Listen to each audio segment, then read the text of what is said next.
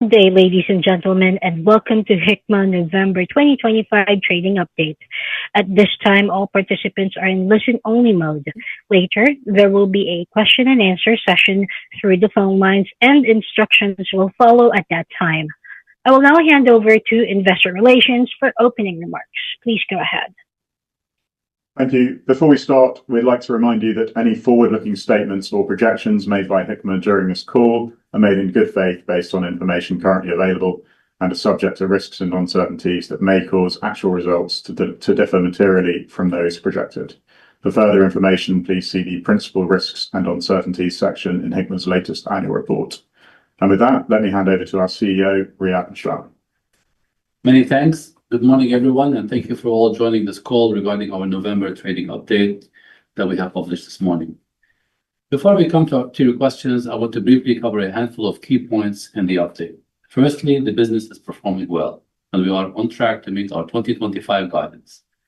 It is really encouraging to see all three businesses doing well. Secondly, we know that there is a key focus on the injectable margins. We have always achieved industry-leading margins, and we are now confident that this will continue. But we have said this morning that we now expect the injectable margins to be around 30% over the medium term. I want to very clearly explain what is behind this change, particularly given that we have delivered margins above the mid-30s in recent years.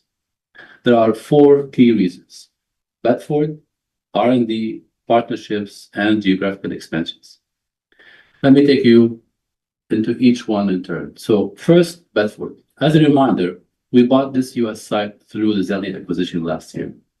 While this capacity will be a welcome addition to our US operations, we have seen delays in machinery, largely driven by global supply chain issues. This means that we now expect the site to be operational towards the end of 2027, with commercial production and revenue accelerating in 2028.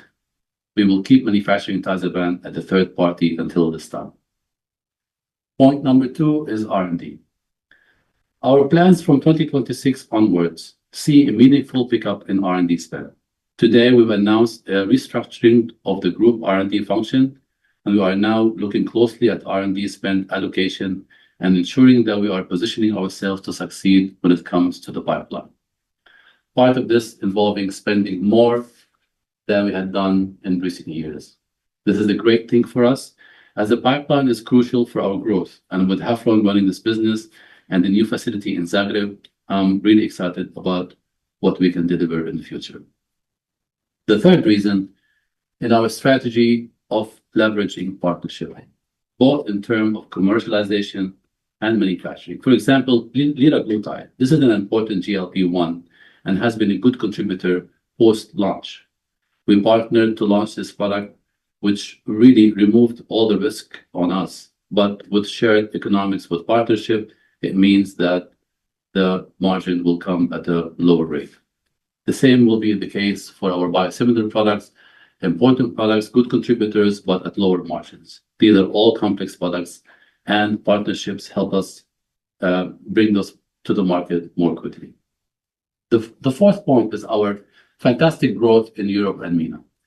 They're excellent markets, and our confidence in them has only grown in recent months. But again, the margins here are lower than the US. Still very healthy, but the outsized growth in ex-US will impact the margins.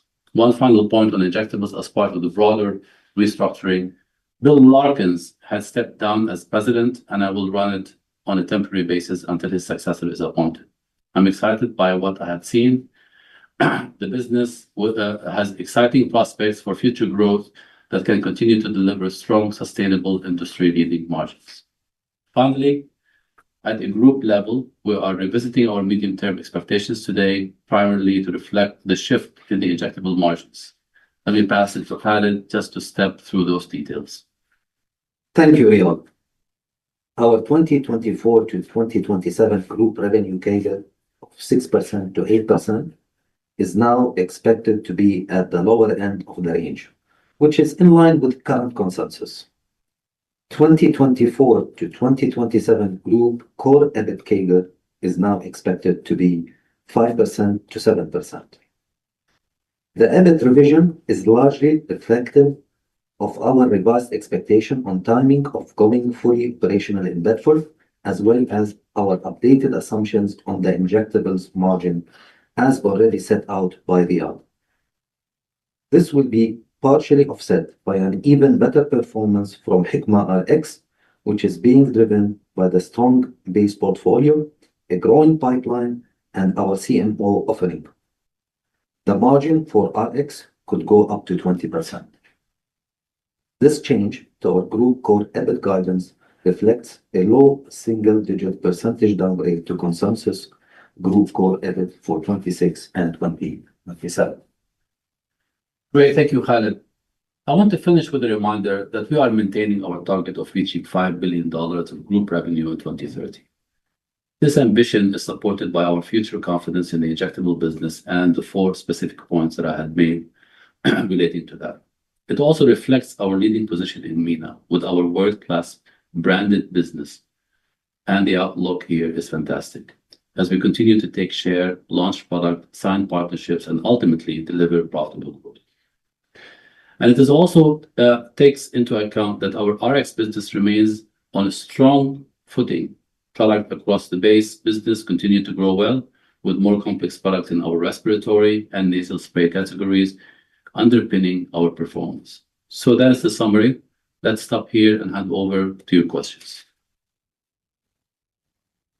Thank you. We will shortly begin the question and answer session. If you would like to ask a question, please press star followed by 1 on your telephone keypad. That's star followed by 1 on your telephone keypad. We will pause for a moment to assemble the queue. Your first question comes from the line of Zain Ibrahim of JP Morgan. Your line is now open. Hello, thanks for taking my question. My first question is just on the overall for 2026. It sounds like you said low single digit core EBIT, but the consensus is what you're thinking for the next 2 years. So are you expecting to see profitable growth in both 26 and in 2027 would be maybe the first question. And on the second question, just in terms of RX and the increased confidence in RX margins over the midterm, how much of that is being driven by the updated agreement with Jazz over the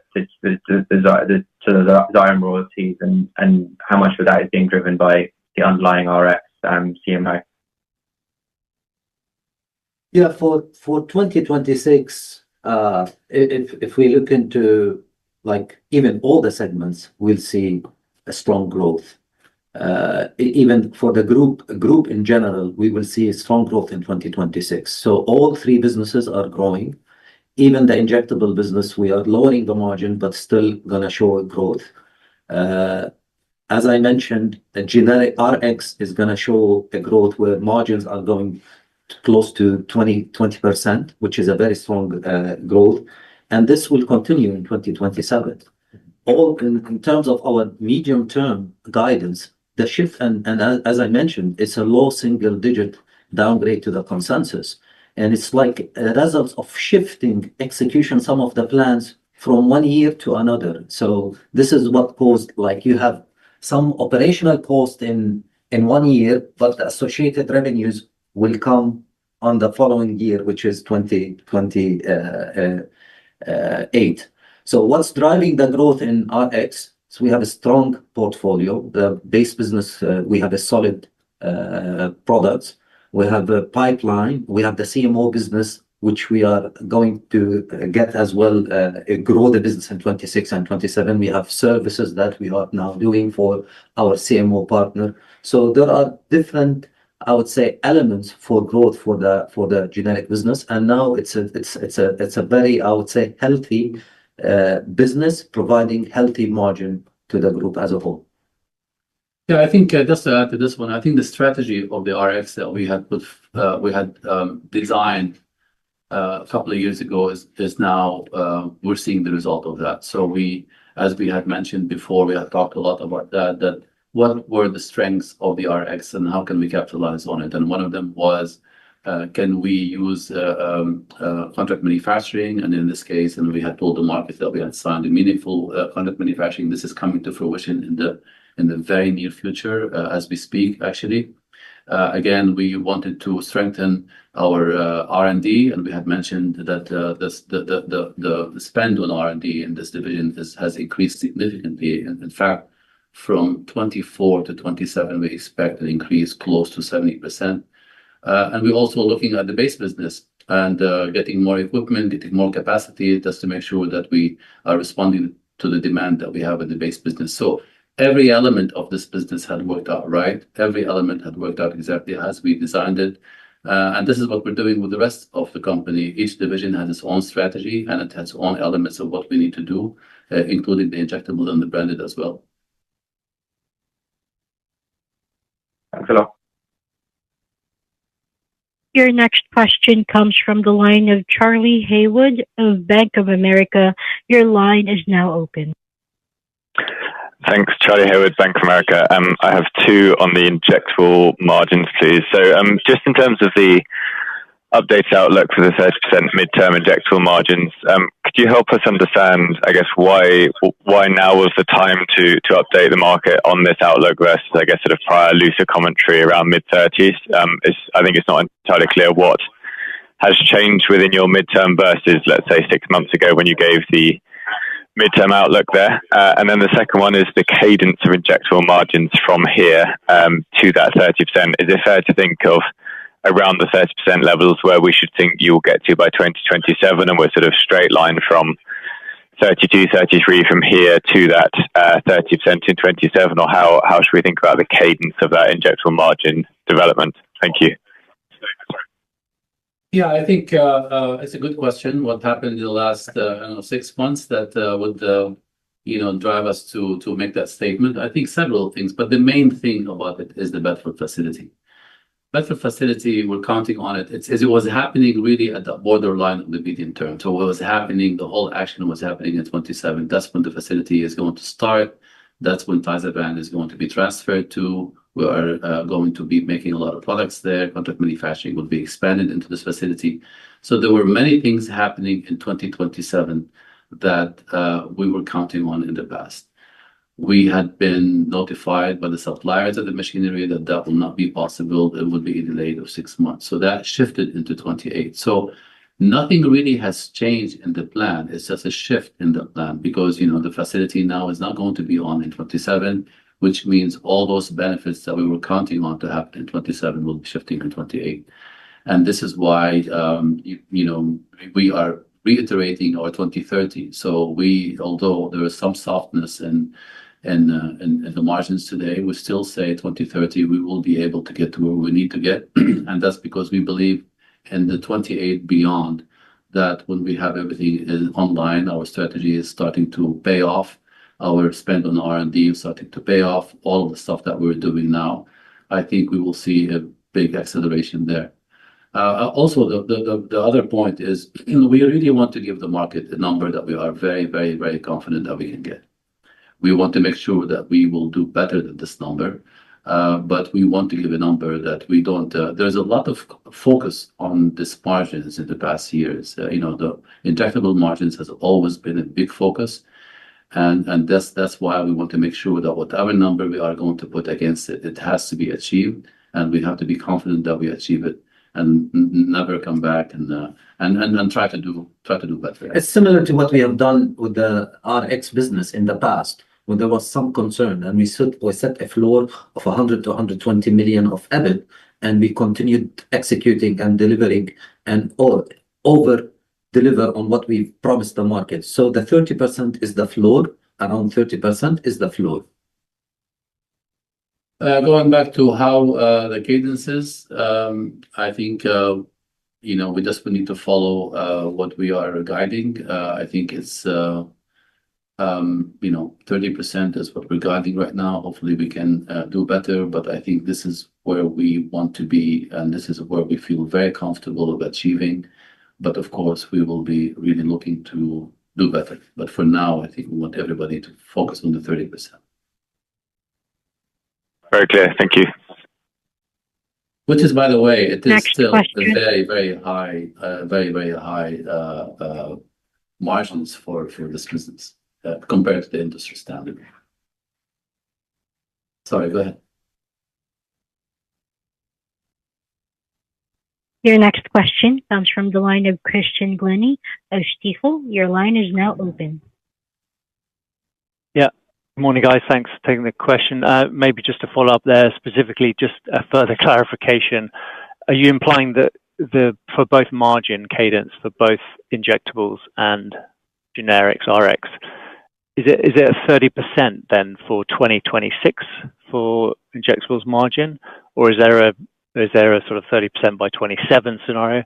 And does the RX margin similarly step up to 20% in 2026, or is there a sort of more of a medium-term progression to 20%?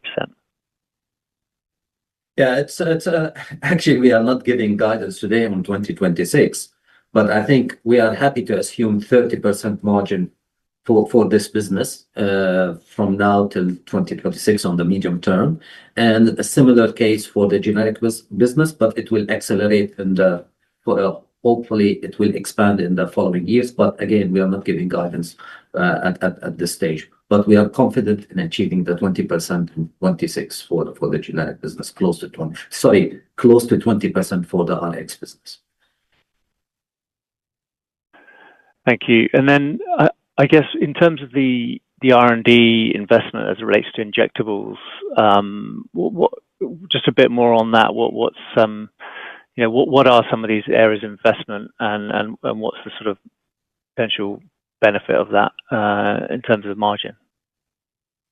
When it comes to R&D, I don't think it is specific to the injectables. It's something that we had identified a while ago, that we need to increase our spend in R&D in all divisions. So in all divisions, significantly in the RX, for example, we have gone, as I mentioned, if you compare it to what we're planning to do, it would be an increase of 70% in the next medium term. So in the injectables, it will be around 50%. So it is a significant increase, but we believe that this increase is necessary. In fact, we believe that it's overdue. I think we should have probably started spending money on R&D much more before that. But I think now we really believe that this is something that is needed for the business, is needed to continue the margins that we have, continue to improve the growth that we have. And it's not only the spend, it's also how you're organized, how you are going to leverage the experience of others, how you are going to make sure that there is a program that is extremely rich in the company. And that's why we not only increase the spend, but also restructure the whole R&D. I think now R&D is one unit. We will benefit from all the experiences out there. The important part is if you remember the acquisition of Xellia added a very nice center in Zagreb with 80 plus people, scientists there that very competent. We want to build on that. So that's what prompted us to say, listen, let's just put the focus on R&D right now. Let's spend more money on R&D. Let's reorganize ourselves. Let's get people that are competent and go after complex, challenging products and not be satisfied with just going by the low margin, simple products. And that's why the shift and the spend is there. Thanks. And then maybe one quick final one on Tyvaso, just some expectations around, obviously started to roll it out now, some expectations around that maybe for 26, both in terms of absolute revenue and or the margin impact of Tyvaso specifically on the business. Thanks. Well, I can't give you exact numbers, but what I can tell you that Tyvaso is a very important product for many, many reasons. One, it is an important molecule to start with. This is something that hospitals depend on. There's probably over 40 tons of vancomycin that gets sold with each other in one way or another. Almost all of that gets converted from powder to liquid form before they're administered to patients. We have a product and it's unique in the market. It's room temperature stable for quite some time, 16 months. It's got all different strengths because vancomycin is administered to a ratio of body weight. So the ease of use of this product is fantastic. It is a patented product. It's very challenging to make and so forth. I can say a lot of things about this product. So we're very excited about it. We are excited that we will be in a market where we can have the demand that we need. We already started with a similar product before, which is vancomycin, ready to use. This one is much more superior than that one. So we know the market well. We know how this market will play out. We hope the growth, will be, as steep as everybody's thinking. But we're very excited. This is a great product, and we're excited about it. And we're concentrating right now on a very healthy launch that will start as we speak today. Thank you. Your next question comes from the line of Victor Floch of BNP Paribas. Your line is now open. Yeah, thanks so much for taking my question, Victor Floch, BNP Paribas. So maybe first question on the recent announcement from Hims and Hers to launch, they are planning to launch an oral testosterone next year. So I was wondering if you could discuss whether it might further increase the competitive landscape there.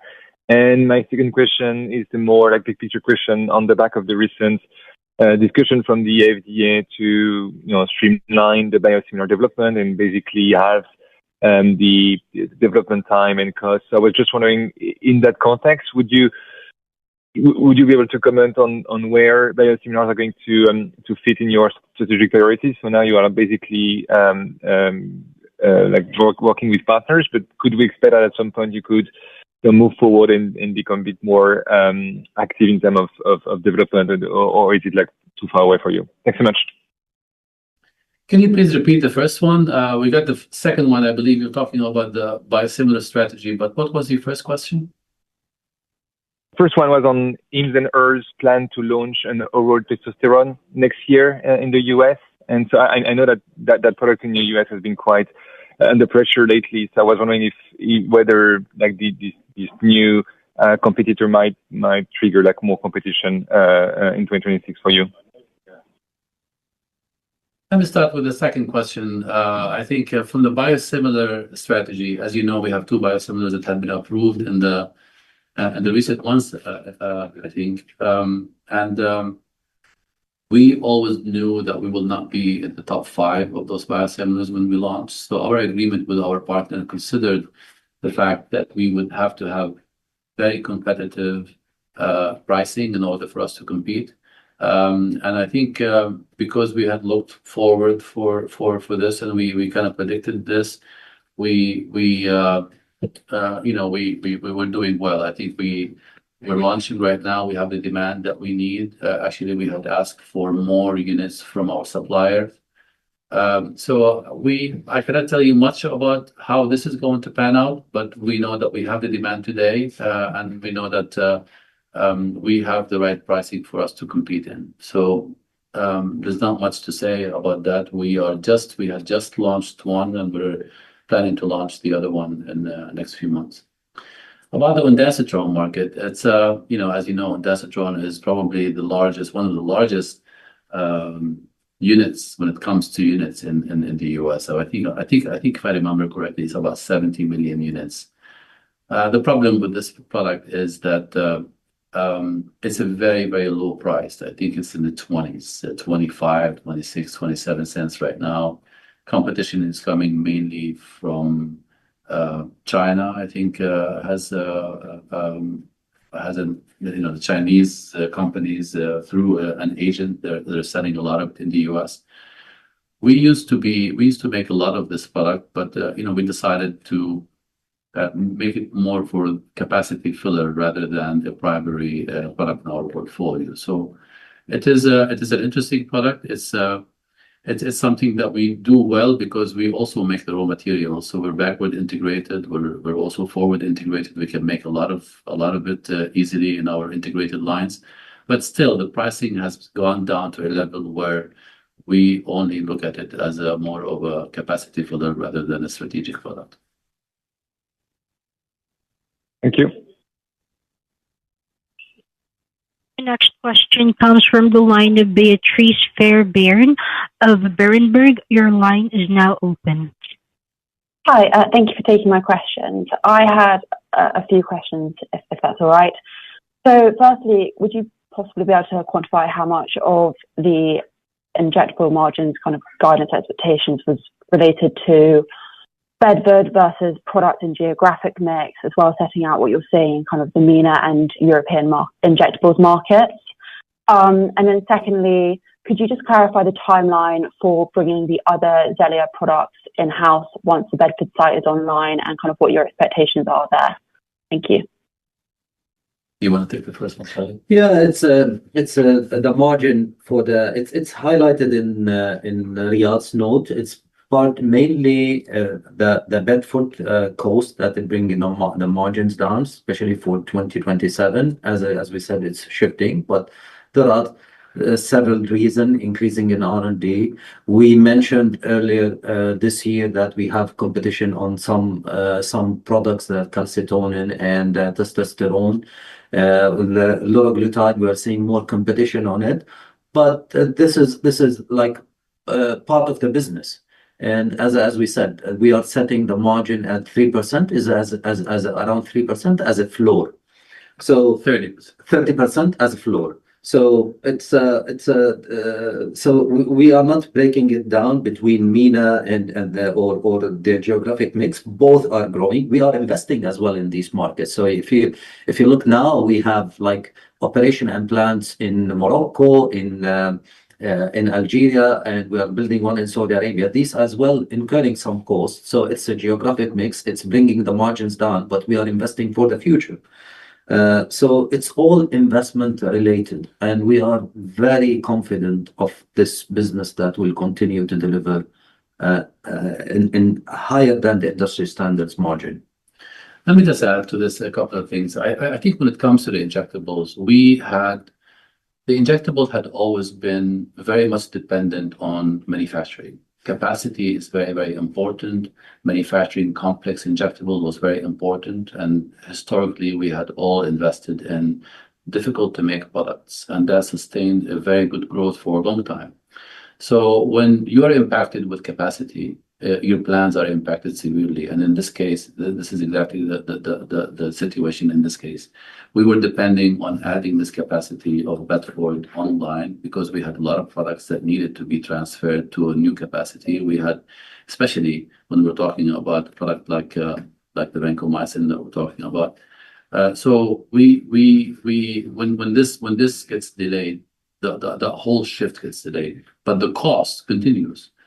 Your facilities, you need to hire the people, you need to get your quality systems going, you need to get your IT system. There's a lot that you have to do to prepare for validating the facility and get it going, and all of that cost has to be prepared ahead of time. But when you have costs falling in 1 year and the benefit falling in another year, it shows a big difference. And this is our case here. We're going from 27, which is our limit of the medium term, to 28, and we're stopping on 27. So it shows that big gap there. But this big gap is that we are incurring a lot of costs without benefit in return. And but you see this benefit very much in 28.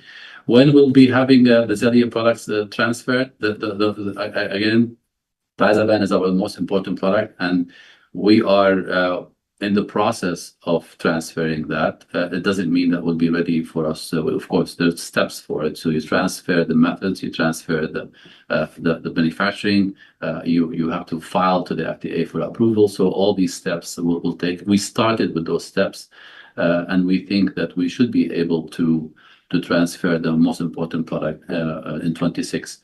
There are other products, there are smaller products, but we are all going to be working on the transfer in 26. In fact, we have about 40 plus batches of transfer products that will be made in the facility in the next, I would say, 10 months. So we are using that time to do the transfers, to do a lot of R&D while we are waiting for the rest of the equipment to come in and validate the facility and become commercialized.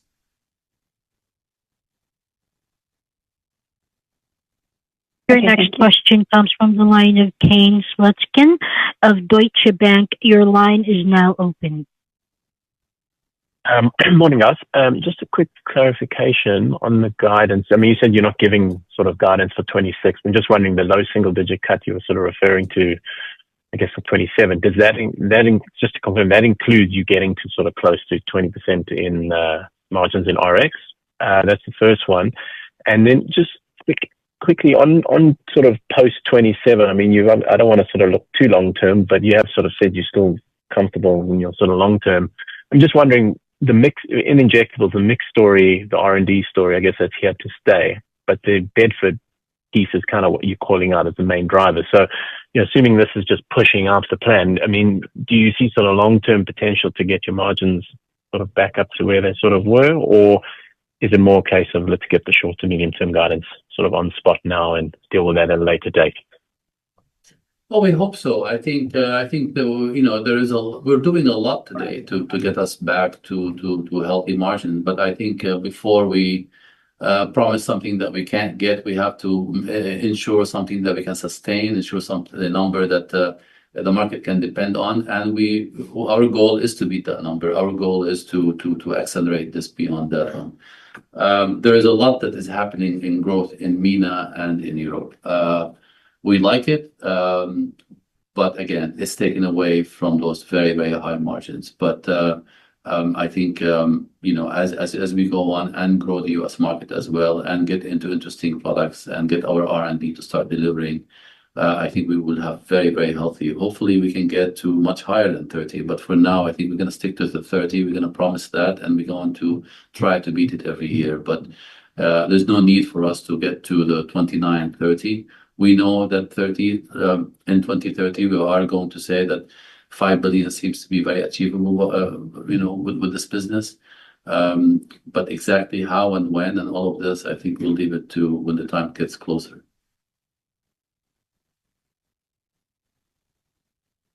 Did I answer your question? Or Great, did thank I you. miss any of the parts? No, that's perfect. Just sort of a clarification on the sort of, you're talking about the sort of low single-digit cut. Does that include the sort of potential to get to 20% in RX? I assume that does. Yes, it does. You want to say? Yes, it does. Yeah, Okay.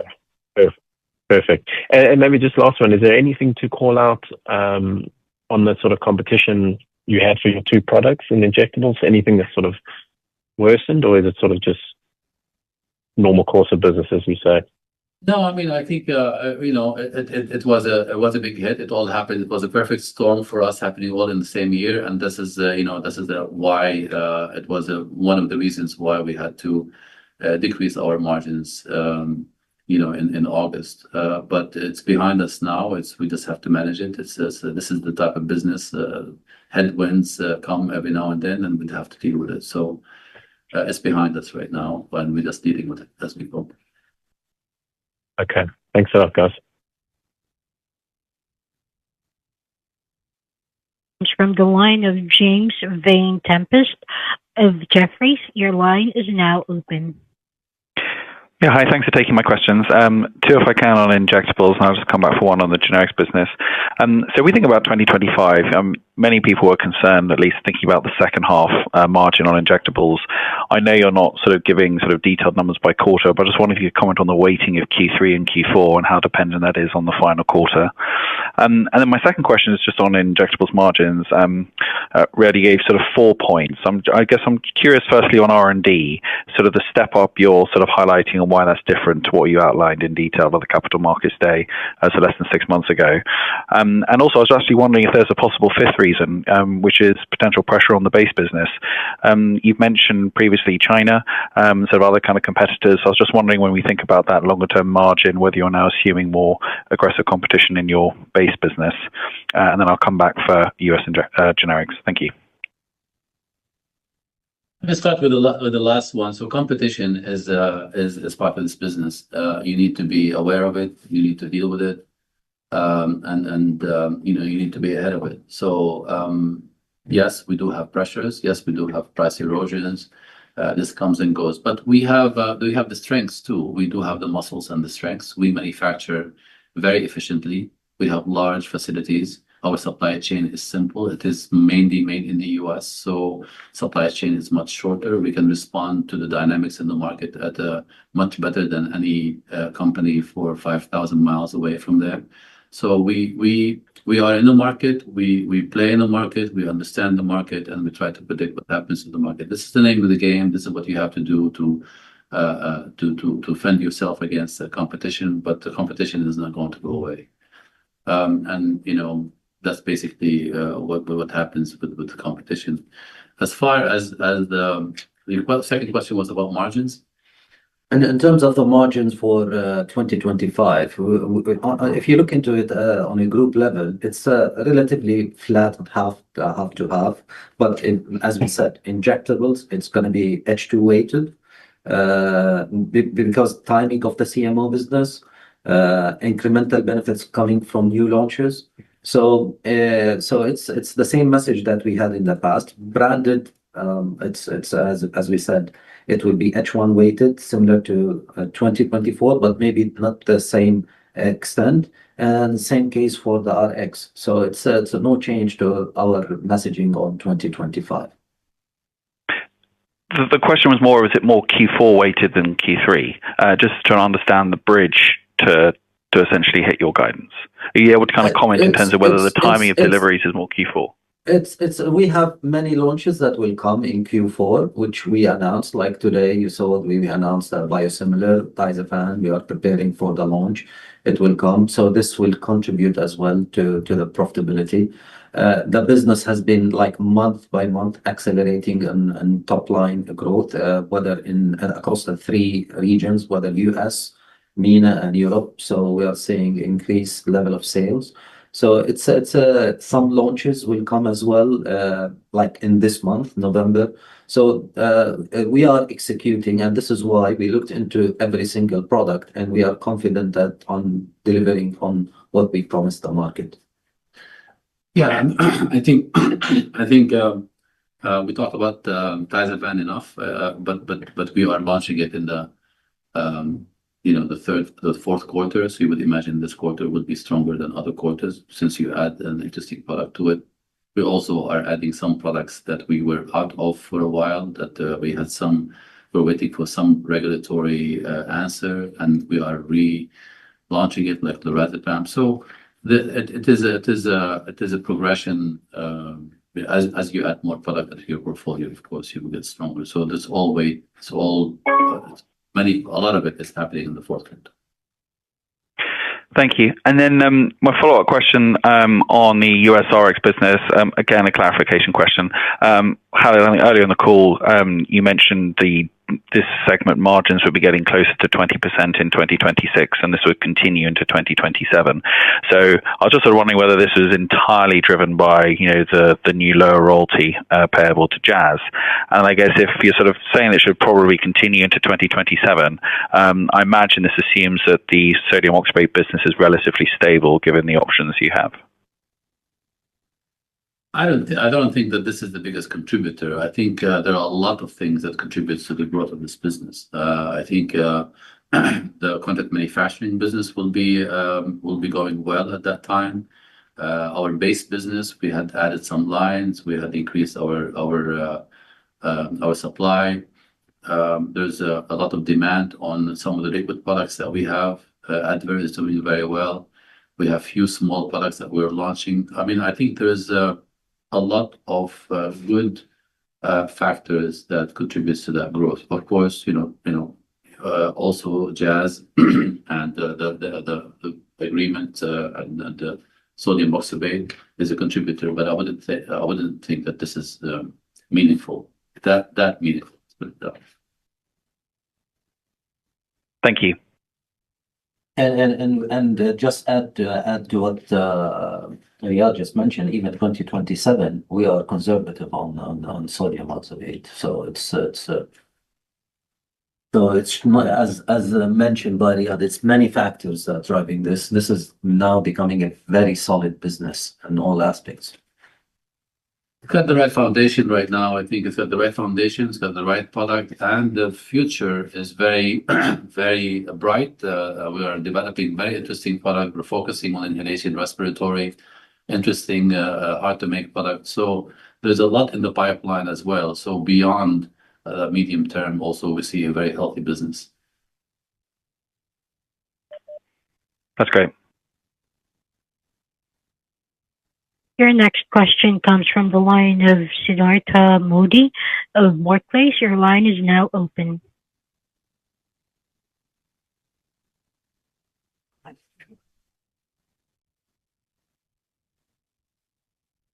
Your line is now open, sir.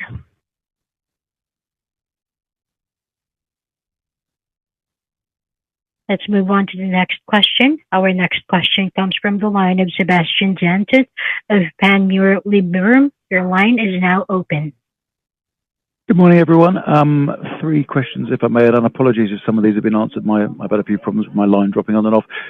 So just the first one is just around, if you could just comment on the background for generic pricing and whether you've seen any signs of that kind of improving or whether we're in the normal kind of a price cut cycle there. Second question is just around kind of your US capacity, and obviously Trump's pushing to onshore a lot of manufacturing. I'm wondering whether you've seen an increase in inquiries around CMO contracts and whether you're planning to lean into those. And the third one is just around the kind of balance sheet. And obviously shares are off today. I'm wondering whether you're considering doing a buyback to support the shares at this price. Okay, maybe we can start backwards. How about we start with the buyback? Khalid, you to say something about it. Yeah, we don't do buyback, but because the share price is down. Of course, the board would like to invest in the business, and we still see potential to invest in the business. Now, it's something that we would consider on an annual basis, but if we see that it's the right time to do a buyback, of course, the board will consider this. Today, there's nothing on the table that we'll do a share buyback. But if the board changed the outlook and you see that it's a good investment for us, and that nothing available to do M&A, then they might consider this. So just to answer for you today, we're not announcing any share buyback. And your second question is about US capacity and US demand. And are we getting CMO? Yes, we have a lot of people are knocking on our door for CMO, not only for the US, also for our European facilities. We do have a good track record with CMO. We have good quality record. Our facilities are very automated. We're investing a lot in new equipment, always state of the art. So we kind of, the people that we work with in CMO are very impressed and very happy with us. So we get a lot of questions if we can expand our CMO. But today we can't, because our capacity is really at a limit where we can't take any more clients. And this is why we're looking so much forward for putting Cleveland online, because we expect that Cleveland will take a lot of our capacity into CMO. We are expanding our manufacturing in the US as we had announced. We will be spending a lot of money expanding our existing facilities and, of course, building out the Cleveland facility. It's a big investment. It's not only in Cleveland, though. In Cherry Hill, we're adding more lines, and also as well in Cherry Hill and in Columbus. Significant investment is going to be put there. And as we speak today, we're building new buildings. We're adding more equipment, both for our core business and for our new contract manufacturing client. And also, with Columbus having that capacity, we also attract small CMOs. We're taking on small opportunities with small CMO whenever we can. So, everything. I think everything is just getting together into the strategy of the RX business in terms of their facility, their manufacturing, and so forth. Generic pricing, In general, it's still as it was before. It's still not stable. It's still up and down, really depending on. Are you talking about both? I think the generic and the injectables that are kind of like a midpoint, mid to high erosion that we see. Injectables a little bit less. I would say low to mid. But they haven't changed for a couple of years. This is where they are today, and we haven't seen a significant change. Thanks. Again, if you'd like to ask a question, please press star and then one on your telephone keypad. That's star followed by one on your telephone keypad. Your next question comes from the line of Siddhartha Modi of Barclays. Your line is now open. Hi, can you hear me now? Am I audible? It's a very bad line. Hello? You try asking the question, Sid. If not, you can email it through to me. Sorry.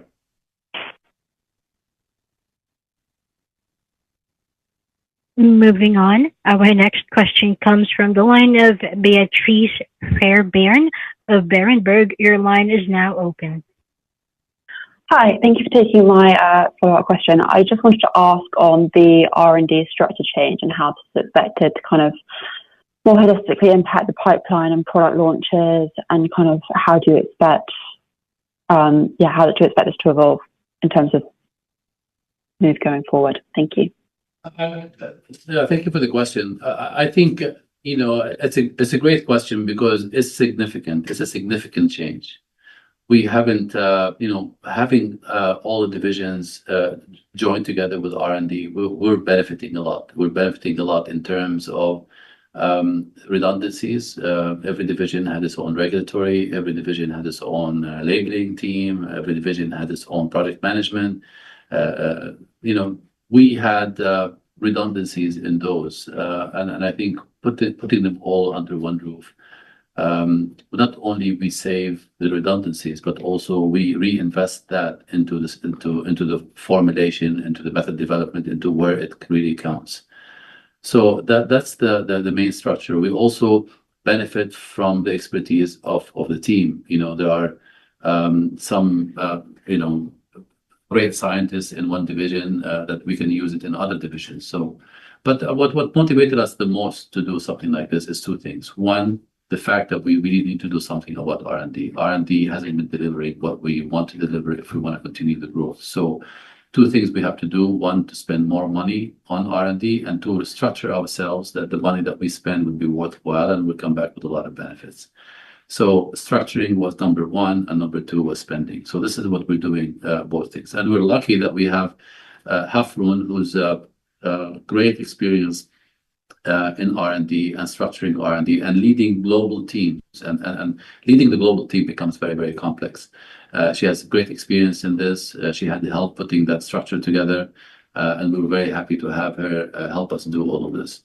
And maybe just to add, the Croatian facility that has been added to our network also played a critical role. Now we have a lot more than we had before. We have a lot of pipeline products that were really half finished that we have to spend money to get them finished. We have to organize ourselves to make sure they're transferred into the right facility. All that motivated us to say, listen, let's just sit down and redraw it the way it's supposed to be, knowing what we have in resources and knowing how much money we would like to spend. So that's exactly what we did. Great, thank you. Your next question comes from the line of Christian Glennie of Stifel. Your line is now open. Hi, guys. Thanks for the follow-up. I just wanted to follow up on the RX and the margin improvement to 20% next year, just to understand, because on the one hand, you're saying no real significant changes in terms of Jazz and Xyrem royalties. The large new sort of CMO contract and thing, that I think the benefit of that doesn't really follow. That's more sort of a 2027 story in terms of that being a meaningful contribution. So I'm still a little bit struggling on the margin improvement and expansion within RX for next year, what the key drivers are. Well, I think as we said before, there are many. Although the 2027 will be very meaningful for contract manufacturing, but that starts in 26 and it gets stronger in 27. So it's not only in 27, it's starting. So it does contribute. It does contribute to the revenues. As you know, there's preparation, there's services that you need to do, there are some preparations of batches that you need to do, there's stability that you need to do. So there are a lot of services that needs to be done. The contract manufacturing itself, I think we are anticipating that would be in 27, but the preparation for that, which is significant, will be in 26. So that's one benefit that we're going to get. But I think we should underline that the base business is doing well, and this is important. We've seen good demand on our existing product. We're expanding some of the lines that we have, where we added new lines, liquid lines. We will be adding another Adver line. So I think expanding in our capacity also is helping in this business. And of course, we do have products that we are going to be launching. They're maybe small, but collectively they will be also contributing significantly to that. So as I said, there's not one that is working well. It's all of them are working together, and that collectively they're contributing well to the business. Thanks. Maybe then quickly on the second half on the injectables as well on the margin, just to clarify that there isn't maybe some OpEx restructuring saving here to help you deliver that 34% or so in the second half that's implied by retaining your full year guidance. No, I think the main important part is that we always said that contract manufacturing, which is really the biggest margins that we have was coming in fourth quarter, and that didn't change, and that did deliver. Usually contract manufacturing is the most predictable part of your business. You know ahead of time when you're going to make it because you promise your customer gives you ahead of time the forecast, and you manufacture accordingly. So it was very predictable that we will be doing contract manufacturing later on. And as I said before, there were some products that we were out of the market that we are relaunching in the fourth quarter, and also new products, like Tizaban that we launched already, and we believe that this is going to continue picking up until the end of the year. So again, not one thing that we're contributing to, but it wasn't any restructuring or any significant thing like this. It's more had to do with the business. Thank you. Your next question comes from the line of Miles Dixon of Peel Hunt. Your line is now open. Good morning. Thank you. Forgive me if I missed it, but could I just ask on the specifics of R&D?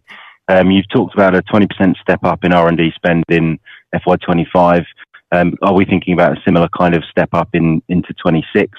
And what's the internal expectations around when that additional spend might start delivering for the business? Thank you. Yes, R&D, I mentioned that before, is significantly increasing year on year. We restructured for this increase. We are hiring for this increase, so that has been planned. The portfolio is being picked, and some of the projects that we are working on today, we are in the midst of execution. So there's not much guesses there. We have a plan. We have the leaders identified. We have the products and the portfolio identified. When will this start paying off? Some later than others, and some earlier than others. So it really depends. There are some projects that are towards completion. There are some projects that needs a lot, more time for them to complete. But we will be seeing significant change, I think, 28 on. We talked about epinephrine, for example, in the RX, and we think that's probably around the right time when it comes in. That's a big product that required a lot of spending, a lot of R&D, a lot of technical knowledge, as well as a lot of studies. And there are a few other products that are in this category. So we have also some products that we some of the pipeline R&D products that were in Zagreb when we acquired Zagreb that needs to be completed. So there are many of those products at different phases, but I think significantly, usually R&D takes 3 to 5 years when you see the results. So this is why we're saying 28 on, you should be able to see a lot of the effort that we're putting it together coming to fruition. Thank you.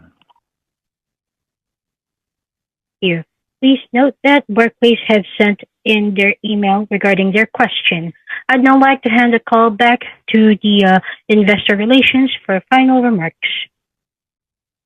Just for the Barclays question from Siddhartha, 2 very short questions, Riyadh. Just firstly on biosimilar strategy and what the timeline is for our launches on denosumab and ustekinumab, and any update on strategy there.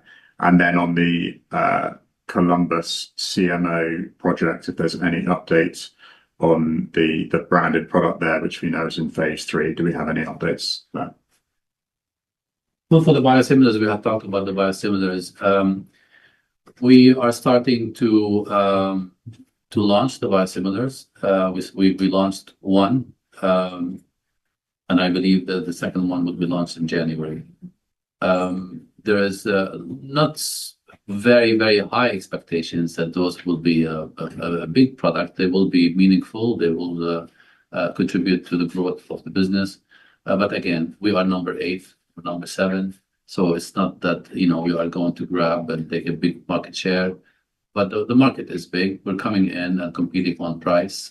We have good base for the price. We have good transfer costs from our partner.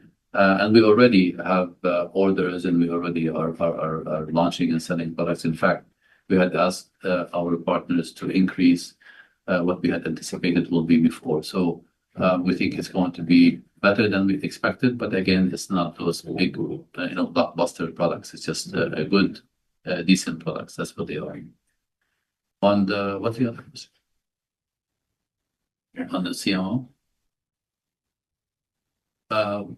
Sorry, on the Yeah, it's just if there's any comment at all around the CMO projects, and if there's on the product itself, if there's any. Yeah, I'm sorry, we can't talk much about. We are limited, but what we can say about the CMO, we just say that it's meaningful. We say that it's going well.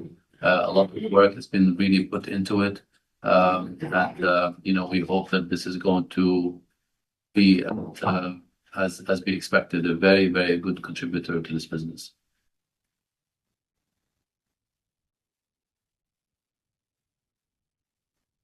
There are no further questions on the conference line.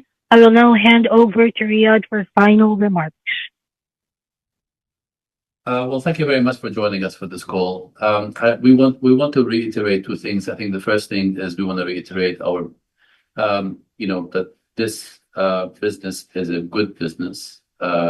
We have done a lot to continue the growth of this business. In fact, a couple of years ago, we looked at the business, and we looked at all the parts of that business, and we put a strategy for each of those parts. We looked at RX, and as you remember, a lot of you had followed us before. RX was extremely weak.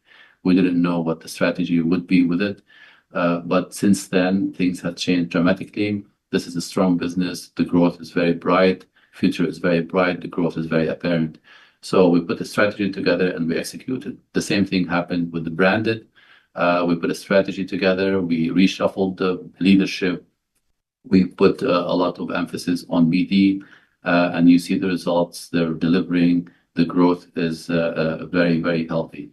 Injectables is the same. We did put a strategy together, and that strategy was based on expanding our very much needed capacity, getting into interesting product, put more money in R&D, try to get some pipelines through both our organic R&D and through BD. And that's also is in the works. So there's a lot that has been happening exactly with that. New facilities has been built in Algeria, in Morocco. Italy is expanded, Portugal is expanded, Cherry Hill new lines are coming in, and of course the Cleveland facility with the new technology will be online very soon. So we are in the midst of executing the injectable strategy. we will see the benefit of that very apparent in 28 on. And during that time, we will be running a very healthy business at around 30% of margins. And I think we are going to be preparing for steep growth after that. So good business. We just want to make everybody trust the numbers that we give out and make sure that we have looked at those numbers and we are very confident that those numbers are achievable. And with that, I thank you very much and hope to see you soon.